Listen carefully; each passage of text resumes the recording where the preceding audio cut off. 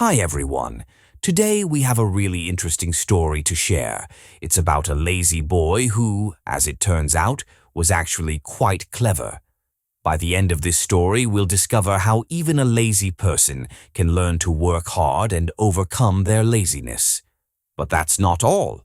As we listen, we'll also pick up some new English words and learn how to use them in sentences. It's a fun and easy way to improve your English, so make sure to stay with us until the end. Once upon a time, in a small village, there lived a young boy named Ryan. He stayed with his parents in a little house on the edge of town. Ryan was known for being lazy. Every day he helped his father in the rice fields, but his only job was to scare away the birds that tried to eat their crops. Most people would use sticks or slingshots to chase the birds away, but not Ryan. He didn't like moving around too much. Instead, he came up with a clever idea. He set up wooden poles around the field and tied ropes between them. This way, he could pull the ropes while lying down and scare the birds without getting up. It was lazy, but smart. His father worried about Ryan's laziness. If I ever get sick, he thought, how will Ryan manage everything?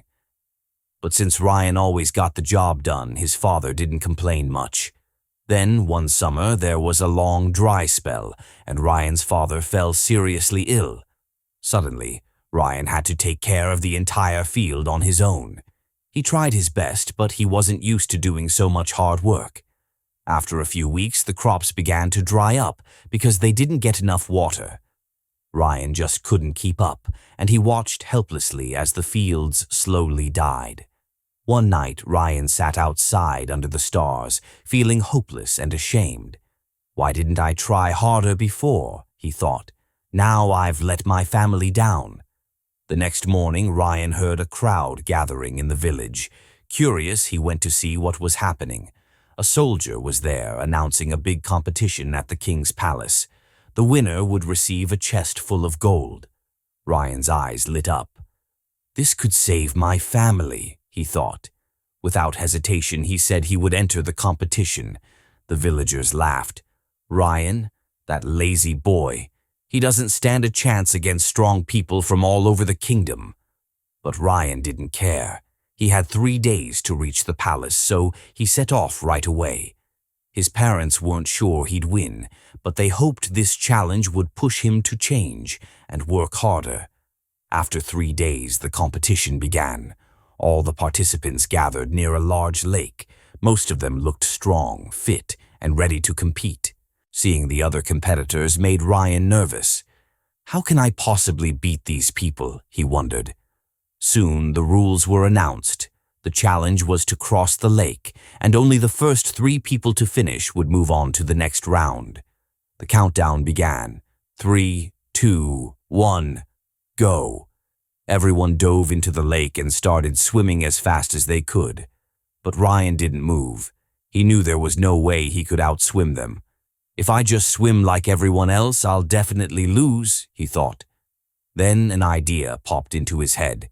He ran toward a nearby forest, gathered some broken branches, and quickly built a small raft. Using another piece of wood as a paddle, he set off into the water. The challenge is to cross the lake, not swim across it, he said to himself.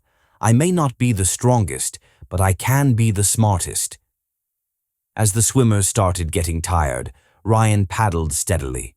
Slowly but surely, he passed many of them. In the end, Ryan finished third, just in time to qualify for the next round. The other 2 who qualified were very strong and athletic. The next day was the final challenge. Each of the 3 finalists was given a large wooden block. The task was simple. Push the block 1 kilometer to the finish line. Behind them was a pile of tools, but they could only choose one to help them. The first contestant grabbed a rope and began dragging his block forward. The second picked up a long piece of wood to use as a lever to help move his block. Ryan didn't rush. Instead, he stood still and thought carefully. I can't win with strength. I have to be smart again, he told himself. After a few moments of thinking, Ryan chose a small knife. The crowd looked confused. A knife? How will that help him move a giant block? they whispered. But Ryan had a plan. Instead of pushing the block, he began carving it. Carefully and patiently, he shaped the block into a large round ball. After about an hour, he was done. Now, instead of pushing a heavy square block, he simply rolled the ball forward. While the other two struggled and used all their strength, Ryan easily rolled his wooden ball down the road. Step by step, he caught up and then passed them. With all his energy and determination, Ryan reached the finish line first. The crowd erupted in cheers. No one had expected the lazy boy to win. This story teaches us an important lesson. Lazy people can be smart too, but to do something great, they need a powerful reason, just like Ryan had. His love for his family gave him the motivation to work hard and push past his laziness. So, if you ever feel unmotivated or lazy, find your why, a reason to work hard. Whether it's your family, your dreams, or proving others wrong, a strong purpose can drive you to give your best.